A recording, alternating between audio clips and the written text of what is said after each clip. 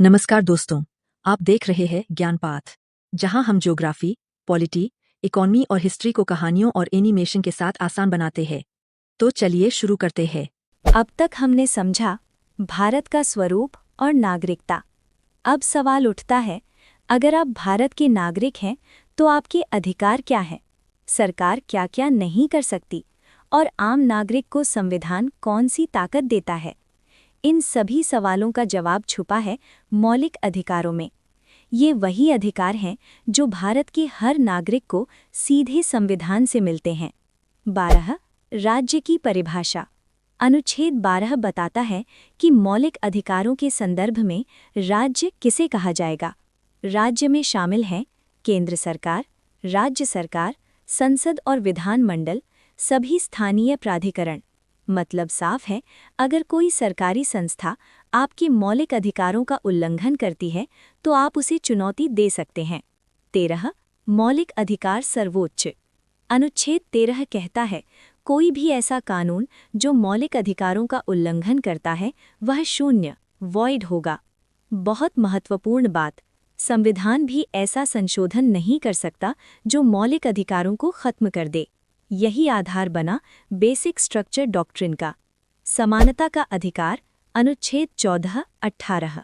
अब आते हैं पहले मौलिक अधिकार पर, समानता का अधिकार। अनुच्छेद 14, कानून के समक्ष समानता। भारत में कानून की नज़र में सब बराबर हैं, चाहे प्रधानमंत्री हो या आम नागरिक। इसका मतलब कानून सब पर समान रूप से लागू होगा। अनुच्छेद 15, भेदभाव का निषेध। राज्य किसी भी नागरिक के साथ धर्म, जाति, लिंग, जन्म स्थान के आधार पर भेदभाव नहीं करेगा, लेकिन महिलाओं और पिछड़े वर्गों के लिए विशेष प्रावधान किए जा सकते हैं। अनुच्छेद 16, सरकारी नौकरियों में समान अवसर। सरकारी नौकरी में सभी को समान अवसर मिलेगा, लेकिन आरक्षण की व्यवस्था इसी अनुच्छेद के अंतर्गत आती है। अनुच्छेद 17, अस्पृश्यता का अंत। अनुच्छेद 17 अस्पृश्यता को पूर्ण रूप से समाप्त करता है। यह एक दंडनीय अपराध है। अनुच्छेद 18, उपाधियों का अंत। राज्य कोई भी उपाधि नहीं देगा। भारत में सर, राजा जैसी उपाधियां संविधान द्वारा मान्य नहीं है। स्वतंत्रता का अधिकार। अनुच्छेद 19 से 22। अब आते हैं लोकतंत्र की आत्मा पर, स्वतंत्रता का अधिकार। अनुच्छेद 19, 6 स्वतंत्रताएं।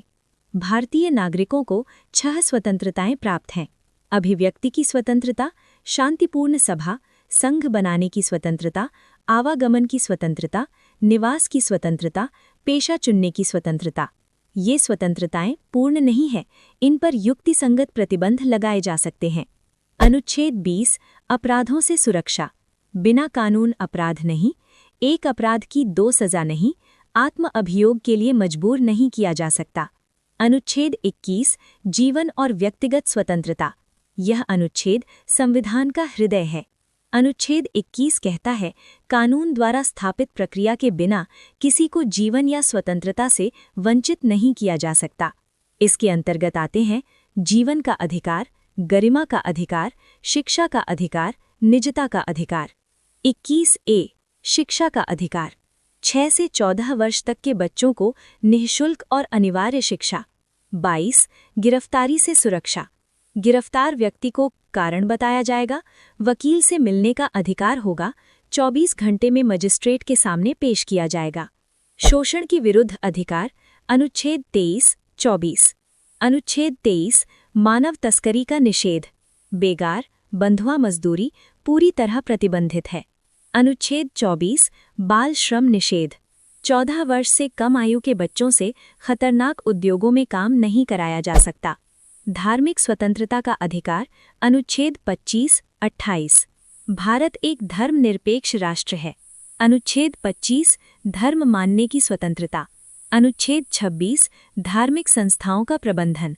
अनुच्छेद 27, कर द्वारा धर्म का प्रचार नहीं। अनुच्छेद 28, सरकारी शिक्षण संस्थानों में धार्मिक शिक्षा नहीं। सांस्कृतिक एवं शैक्षिक अधिकार। अनुच्छेद 29-30, अल्पसंख्यकों को अपनी भाषा संस्कृति की रक्षा, शैक्षणिक संस्थान स्थापित करने का अधिकार। संवैधानिक उपचारों का अधिकार, अनुच्छेद 32 से 35। अनुच्छेद 32, संविधान की आत्मा। डॉक्टर भीमराव अंबेडकर ने इसे संविधान की आत्मा कहा। अगर मौलिक अधिकारों का उल्लंघन हो तो सीधे सुप्रीम कोर्ट जाया जा सकता है। Writs, habeas corpus, mandamus, prohibition, certiorari, quo warranto. अनुच्छेद 33 से 35। अनुच्छेद 33, सशस्त्र बलों पर सीमाएं। अनुच्छेद 34, मार्शल लॉ। अनुच्छेद 35, संसद की शक्ति, त्वरित पुनरावृत्ति। अनुच्छेद 12-13, राज्य और सर्वोच्चता। अनुच्छेद 14-18, समानता। अनुच्छेद 19 से 22, स्वतंत्रता। अनुच्छेद 23-24, शोषण विरोध। अनुच्छेद 25 से 28, धार्मिक स्वतंत्रता। अनुच्छेद 29-30, सांस्कृतिक अधिकार। अनुच्छेद 32 से 35, संवैधानिक उपचार।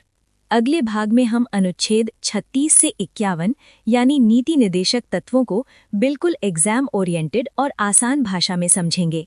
अगर आपको ये वीडियो पसंद आया हो और आज कुछ नया समझने को मिला हो तो एक छोटा सा लाइक जरूर कर दीजिए। ऐसे ही आसान और एग्जाम ओरिएंटेड वीडियोस के लिए चैनल को सब्सक्राइब करें और इस वीडियो को अपने दोस्तों के साथ शेयर करें। कमेंट में बताइए आपको सबसे इंटरेस्टिंग टॉपिक कौन सा लगा।